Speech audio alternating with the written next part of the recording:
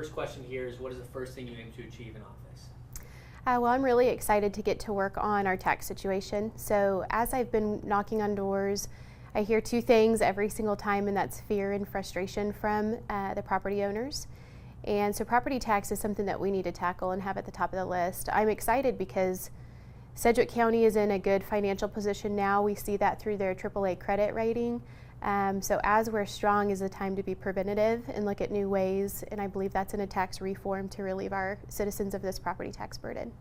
Got it. Next question here. Sedgwick County's faced staffing shortages in recent years. I'm sure you've known about that. We have seen the county add close to $64 million in staff compensation in the last 4 budgets. Do you think that is something that's moving in the right direction, or where do you see that currently? I think they've done a wonderful job of building the staff back up. We saw from a community base what happens when we are shorthanded, what happens when our services aren't supported. So I think that's one of the very good things that have happened in the last 2 to 3 years. We need to pay our employees a livable wage. And as I understand it, 2 years ago, our firemen were starting at less than $15 an hour. And I think you and I can agree that's not enough. And we want to make sure that we're not only competitive so that we can hire and retain, but that we're providing a good quality life for the people that work for Sedgwick County.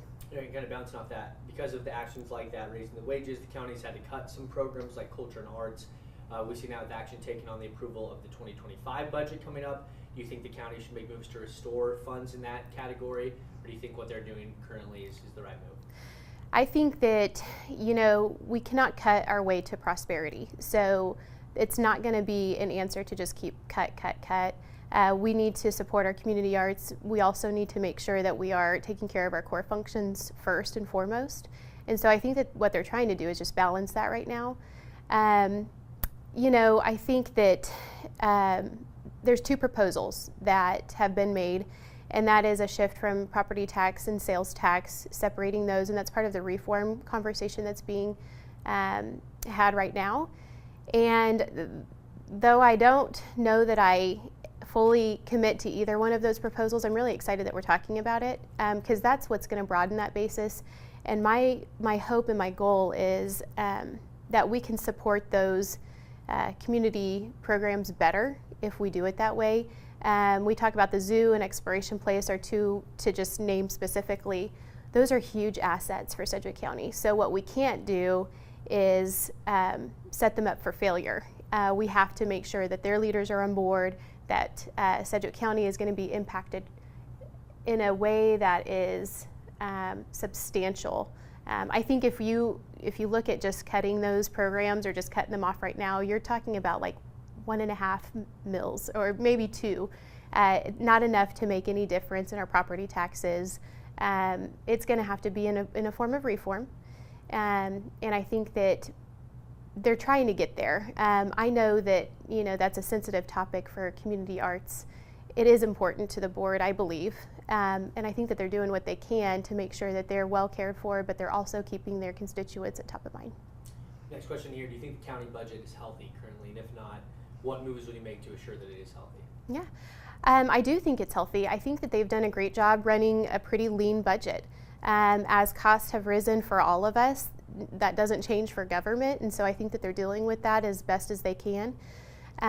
So I think there's still work to be done. There's always work to be done, but I think they've done a really great job. We've had consistent conservative commissioners over the last several years, and there's been times where there's been hardships, and there's times where there's cleanup. Right now I see a whole lot of opportunity.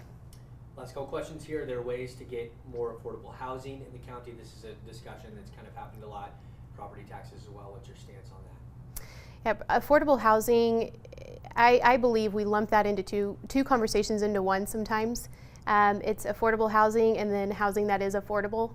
And so if we're talking about affordable housing, I think that there is a shortage. I think that the Sedgwick County involvement is somewhat limited. Our housing authority is with the City of Wichita. They run that.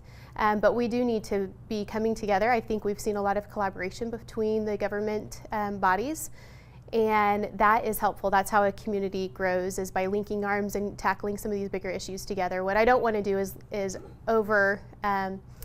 lap government with more government. And so I think that as long as we know who's taking that lead and the other body is supporting that efforts with what they can, that's the best way to get to a solution. Last question, what is something voters don't know about you that you want them to know? Well, let me think about that.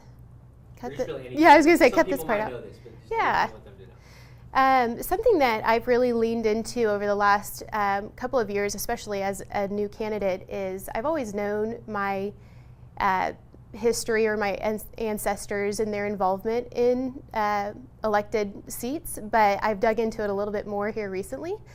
So I have two, I think it's 4 greats, but grandpas that served as governors, one that served twice of Chihuahua, Mexico. I don't think people would really guess that or know that about me. Also have a great uncle that was a 6-time elected sheriff of El Paso, Texas.